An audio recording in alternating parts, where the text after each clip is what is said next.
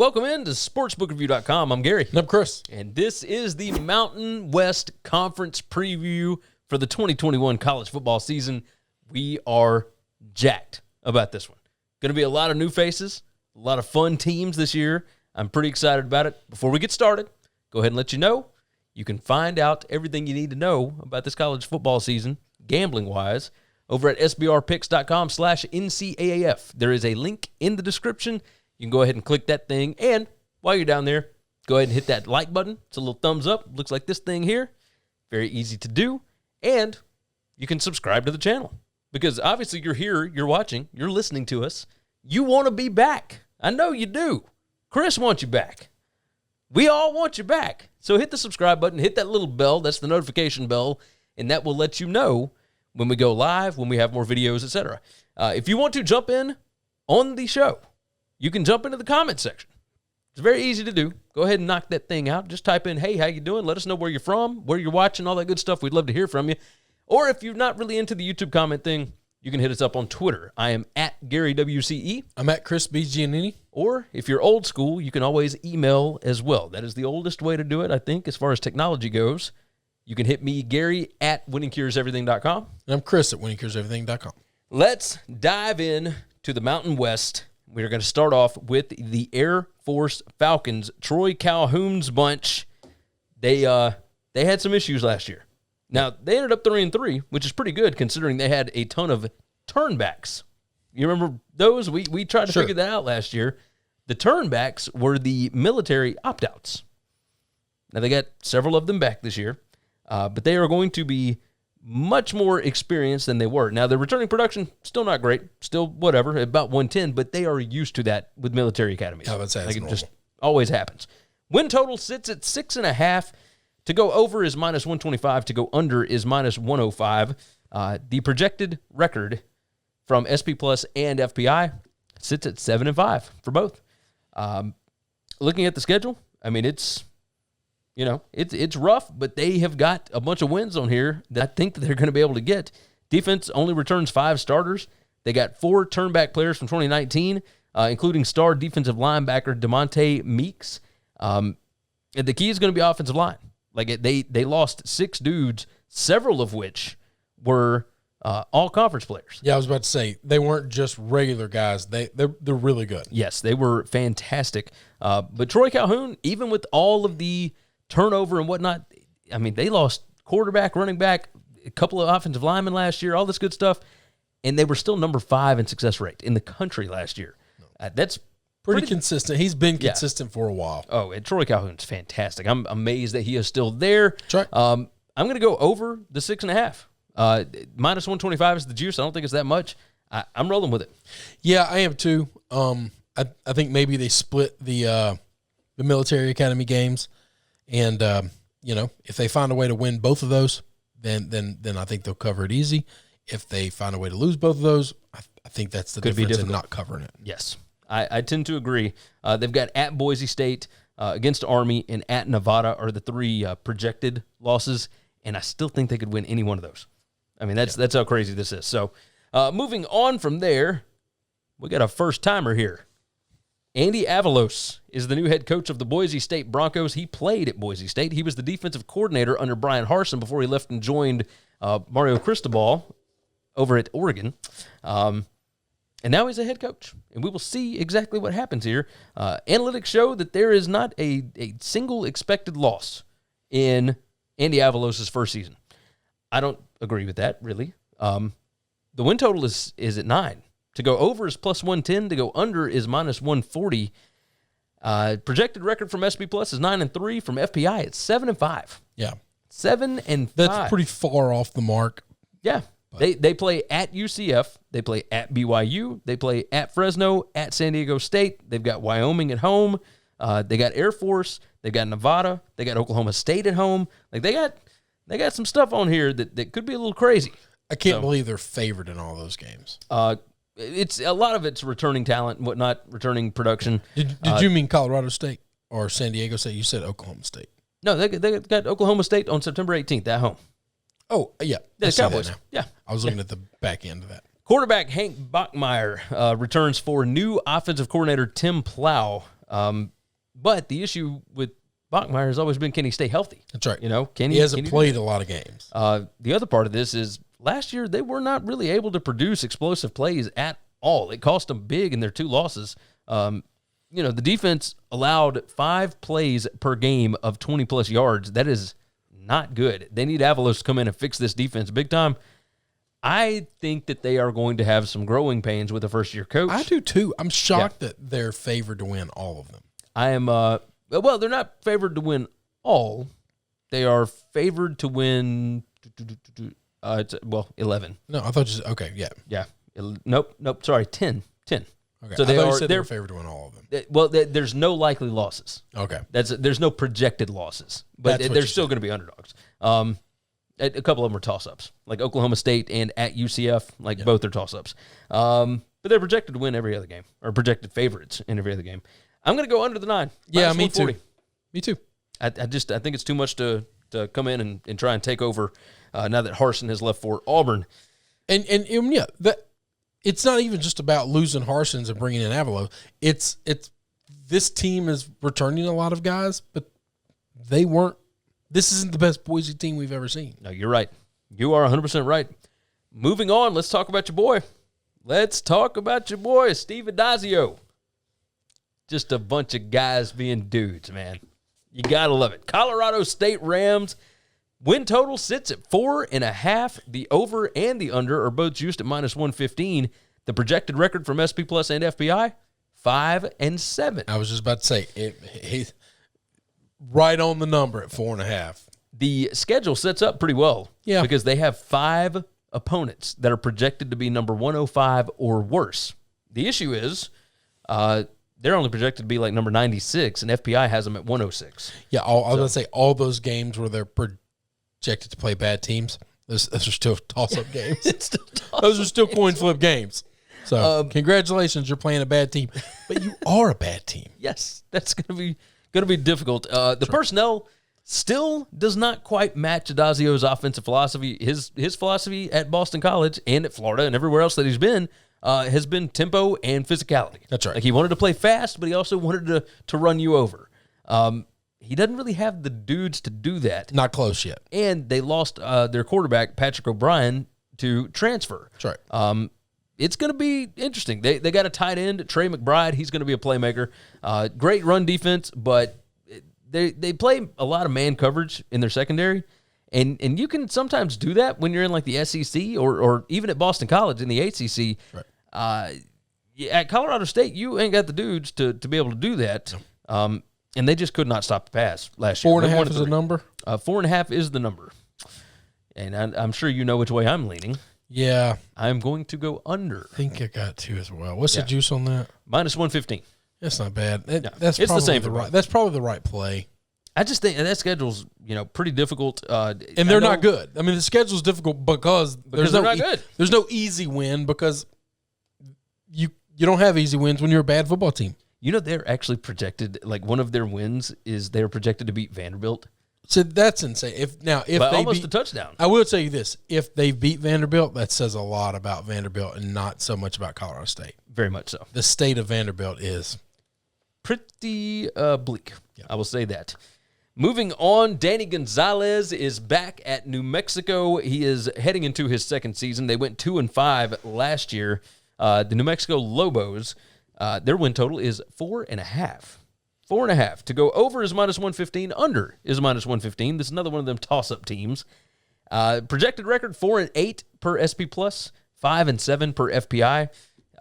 Look, they've still got their defense coordinator, Rocky Long, who was the head coach at San Diego State and decided, I don't want to deal with this anymore. I'm going to go back to New Mexico. I'm going to just do weird. This thing. Yeah, it's pretty strange. That's why I left San Diego for New Mexico.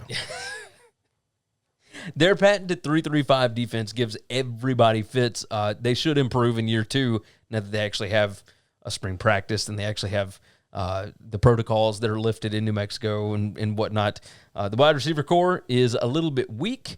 So they're still going to be run heavy this season, and I think they will continue to be so long as Danny Gonzalez is there. He's obviously a Rocky Long disciple. Defense, their biggest thing is they just got to not get gashed by the big play. Like that was their biggest issue last year. I don't know if there's enough talent on D to stop that just yet, but this 335 could still confuse a lot of teams. The under 4.5 is juiced at -115. I'm going to go that route again. I was just about to say, I think I'm going under. I can't get to 4 wins. No, I'm looking at the schedule. I can't get there, man. No. Like Houston Baptist and New Mexico State, yeah. UTEP, yeah, I think I can give them UTEP. I think I can. Oh, okay, but I'm not certain about that. If UTEP wins that game, would I be shocked? No. And then you're not getting the 3 wins. No. So. No, I like the under 4.5. I could see them at 4 because I could see them. I could see Utah State. That's right. If the number was 3.5, I'd probably go. Over. I don't know, man. I might not. I don't know, man. Might not. This is rough. They're not a good team. They're getting. I feel like better. the better number would have been 3.5. Yeah, I think they're getting better, but I don't think they're close to being good yet. I tend to agree. Moving on, the Utah State Aggies. Blake Anderson, former Arkansas State head coach. He is the new guy there. Their win total sits at 3. To go over it is -145. To go under is +115. I had a tough time with this one. Yeah. Very tough time. Gary Anderson ran this program into the ground in about a year and a half. That's right. It did not take long after Matt Wells was gone, and Anderson ran Oregon State into the ground. Correct. And then he ran Utah State into the ground, and now he's off on a rant somewhere doing something. Quarterback Logan Bonner transfers in from Arkansas State, along with slot wide receiver Brandon Bowling. There's some talent available to this bunch to show improvement from 2020's 111th ranked efficiency offense. They were pretty atrocious last year. It's bad. Defense has got some exciting pieces. It was just not enough last year. It didn't gel. There are a lot of transfers coming in, though, and that could certainly help. I looked at the schedule, and I saw 3. What was the number again? 3. 3. SP Plus has them at 4 and 8. FPI has them at 5 and 7. I don't think that they were under Gary Anderson. They were certainly that far off. That's right. I think Blake Anderson is a significantly better head coach. Oh, yeah. This offense will look much more. They won't look anything like they looked last year. Yeah, I tend to agree. They'll be competent. And I think that they can actually get some wins. Yeah, I think they can get to 4. I think so. It's not going to be easy, but I think they can get to 4. I think they can jump up and surprise some people. I think That's they can. Right. I don't think they're going to be favored by any stretch of the imagination against Hawaii or against Colorado State or any of those, but I think that they could absolutely beat them. Yeah. So no, they're going to have to pull some upsets. Yeah. But that's what bad teams have to do. I'm going to take the over 3 at -145. You're doing the same thing, huh? Yeah. And like I said, this offense is going to be substantially better than they have been. Yes. Yes, they are. Speaking of better than they have been, the Wyoming Cowboys. Craig Bowl. You know how much I love Craig Bowl with his bald head. It's, kind of got your thing going on, but he's another one of them dudes that I've talked about that likes to chew on gravel a little bit. Like that's his Copenhagen is just he picks up a bunch of it in his palm off the ground and just toss it in there and chew a little bit on some rocks. And he's a badass, man. He is a absolute badass. Returning production number 2 in the country. Yeah. 95% returning production. A bunch of dudes back. That is not bad. The defense will lead the way with this bunch. All 11 starters back from a unit that allowed only 16 points per game last year and 4.6 yards per play. That should tell you that the issue was on offense last year. That's right. Because they only went 2 and 4. Correct. Giving up 16 points a game. I mean, that's ridiculous. Just ridiculous. Offense does bring in offensive coordinator Tim Pulasic with quarterbacks returning from injury, explosive wide receivers, a really experienced offensive line. They are going to improve from last season. Last year was a COVID kind of thing. Yep. Chalk that up as a loss and just know that they're going to be better this year. And the schedule does set up nicely. They could absolutely challenge for the division here. Win total sits at 8. 8. To go over is -105. To go under, -125. SP Plus has them going 8 and 4. FPI has them going 7 and 5. Looking at the schedule from my side of things, I'm going over the 8. Man, I love Craig Bowl. I love defense. I love the way that his teams run their offense. I do like this team a lot. 9 wins is tough. 9 wins is tough. Not to me. I think they beat Boise. Wow. Okay. Well, then, I mean, yeah, you're definitely going over if you get that win. I mean, yeah, I would probably. God, I think 8's the number. That's the problem. Yeah. So do you think they are more likely with the number 2 most returning production in the country? Yeah. Yeah, that's it. That's it. A well-coached team bringing everybody back. That's a big deal. That's a big deal. I'd go over the 8. I like it. If it was a hook one way or the other, 7.5 or 8.5, that would have made my decision so much easier. Well, yeah. Because I think the number's 8. I really do think it might be 8. It might just sit on 8. And that'll be fine. I'll just give me my money back and we'll be all right. Fresno State. Kalen DeBoer back again. Went 3-3 last season. Went 4-8 the year before that. Win total sits at 6. Juice is at -115 on the over and the under. SP Plus has got them going 7-5. FPI has got them going 6-6. Jake Haener, the quarterback, is back. Running back Ronnie Rivers, absolute stud. He's a lightning bolt. Absolutely love him. He's a utility knife, man. He can catch the ball out of the backfield. Like he is a dude. You're going to hear him in the NFL draft next year, guaranteed. They should lead DeBoer's most successful offense since he's been there as head coach. That should be what's going on here. They're going to produce big numbers. Almost everybody is back for an attacking defense that was good, at number 13 in havoc rate, but they were number 125 explosive plays against. Yep. That is not good. You got to stop the big plays here. I like the schedule. There's a ton of toss-up games. I was just about to say, I don't know how much I like the schedule. I think it's filled with coin flips. Yes. And that scares me. I do trust Kalen DeBoer, though. A few games I think they're going to definitely lose. A few games they're going to definitely win. Oregon, UCLA, I think those are losses. And then everything else is a coin flip, and that scares the hell out of me to try to get to 7 wins. Yeah. I'm going to get them 7 wins. So I'm going to go under this. I'm going to go under this one just strictly because I think 6-6, 5-7. Not a believer in Kalen DeBoer. It's not bad. It's just This is a tough division. I think this conference. Tough conference. I think this conference is going to cannibalize themselves a little bit.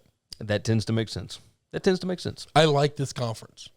Todd Graham is the head coach of the Hawaii Warriors. 2 years ago, if you had told me that, I would have never believed you. And yet here we are. In his first season, they go 5-4. Team looks okay. I would say not bad. The win total here is 6, and to go under, the juice is the over is -150. So they are fully expecting them to get to 7 wins. Now, part of that might be the fact that they played New Mexico State twice, and they do play 13 games. Yep. And so, that's one way to look at it. FPI projected record 9-4. 9-4. Just absurd. And then, SP Plus has got them 6-7. So that's a whole nother thing. But I think 6 probably about the right number here. Wide receiver Calvin Turner is a playmaker. Absolute stud. There is more skill position talent for Todd Graham's offense this year. But the question that we have coming out of last season and honestly before that, can the quarterback, Cordero, get him the ball? Like, they have got a ton of talent. Can the quarterback play?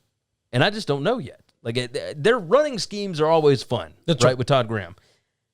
You gotta do more than just that, right? Like, you're gonna have to throw the ball some in this conference. Secondary, incredibly skilled. But their front 7 was number 106 in rushing success rate. You shore up the defensive line, it could be a big year. I'm going to go over here. I'm going over as well. I think this offense is going to be better. You're bringing in a new head coach, bringing in a whole new scheme and system where you had to do it without any practice beforehand. And you're out there literally on an island, and it's a little harder. I think it's a little harder to do. In the dealing with the COVID restrictions, Hawaii was one of those states that was pretty restricted on what you were allowed to do. I think this is second year, whole off season, able to practice with your team. I do think this offense takes a step forward. I think so. Again, the 7 wins pretty easily. Yeah, 7-6. It wouldn't shock me if they get to 8 or 9, and therefore they're covering this with a breeze. I like this pick. I tend to agree. The Nevada Wolfpack, Jay Norvell, of course, has been incredibly successful there. Yeah, he's been real good. Win total sits at 7.5. To go over is -125. To go under is -105. Projected records: SP Plus got them 7-5. FPI has them at 8-4. They are the number 5 team as far as returning production in the country. 93% coming back. Of the 6 highest projected teams on the schedule, only one of them actually comes to Reno. There's still only 2 likely losses on the schedule, like projected losses on the schedule. Rest of them kind of toss-ups and whatnot. Carson Strong, excellent. He's a fantastic quarterback. Yep. Showed last year he's unbelievable. There's a lot of skill talent for offensive coordinator Matt Mumme. Of course, you know that name, Hal Mumme's son. That's right. He's going to utilize a lot of that talent this year. Defense was not elite last year, but they did show improvement. A defense coordinator, Brian Ward's first season, they return all but one player from the 2 deep. You got your second season with a new DC who actually showed improvement in the COVID year. That's what I say. Yeah, he improved in a year without an off season. Yeah. Looking at the schedule, yes, the road games are difficult and whatnot. I still like this team to go over 7.5. So you know what I like about this? I like the over as well. Their 2 big non-con games, Cal, Kansas State, are 2 teams that they could beat. That don't really score a lot. And so your defense doesn't have to be great. If your offense goes into both those places and plays well, you win those games. Yes. I mean, they could be looking at a hell of a season. No, you're 100% right about that. This could be a lot of fun. I do too. I think the same thing, man. I like this. I like the direction that they're going. Speaking of liking the direction some teams are going, San Diego State, I don't know if they are one of them. Yeah, they definitely took a huge step backwards last year. Yes, the Aztecs under Brady Hoke, 4-4 last year. They went 10-3 the year before that with Rocky Long as the head coach. Win total this year is 6.5. The over juiced at -105. The under juiced at -125. So they are expecting 6 wins, not 7, in this spot, as the bookmakers expected. Schedule, there's some toss-ups here. There's some games that, the entire front 6 returns on defense. There's a lot to change over in the secondary. That's going to be kind of an issue. Obviously, still running that 3-3-5 That's right. that Rocky Long ran, but doing it with defensive coordinator Kurt Maddox. And the defense is what kept them in games. I was going to say the defense is what they've got. Yeah. This is what they lean on. Yes, the offense struggled in 2020, number 119 in efficiency. That is not good. Quarterback position, still after spring, still up for grabs. Lots of experienced skill players, but how much talent is really on that side of the ball? What do the trenches look like? Yep. I mean, this is going to be strange for a conference that has a bunch of teams that are in like the top 15 of returning production. San Diego State is number 98, bringing back 70%. Now, typically that would be really good, but 98 in the country, that's not great. I'm going to go under the 6.5 here. Hoke, I used to be a believer in Brady Hoke. Yeah, I'm not going to kill him for last year. I'm not fully out on him yet, but it's a weird COVID year to try to bring in a new offense. Yeah. He's not an offensive guy. No. So I mean, they were keeping the defense from Rocky Long. That stayed good. I think that's going to continue to be what it is. I don't like 6.5, but I'd probably go over. Okay. I do think I think I am a Brady Hoke believer. I can buy it. I mean, I'm obviously not confident in it, but I think they'll take a step forward. I think there are some other teams that'll take a step back.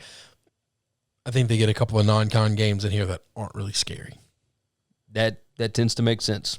Speaking of teams taking a step forward, like you just talked about, this is not a team that's going to be taking a step back, in my opinion. Yeah. Brett Brennan's San Jose State Spartans, win total sits at 7.5. Yeah, 7-1 last year. Yeah.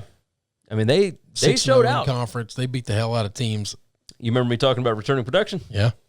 Number 12 in the country. Yeah, they're really good. They're bringing a bunch of dudes they're back, really, man. really good. There is only one projected loss on the schedule for them. Now, the win total at 7.5, SP Plus has got them going 7-5. Yeah.